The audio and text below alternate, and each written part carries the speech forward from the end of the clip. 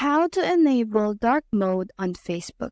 Now let's say you just don't want this whiteout or white mode on your or system mode on your Facebook, and you want to darken the tone a little bit. So all you have to do to enable or toggle on the dark mode of your Facebook account or your Facebook app is to tap on these three lines in the upper corner right here, and then click on the settings logo right here, or you can just scroll down until you find settings and privacy and then click on settings. Now once you're here, you just have to scroll down until you find this section that says preferences.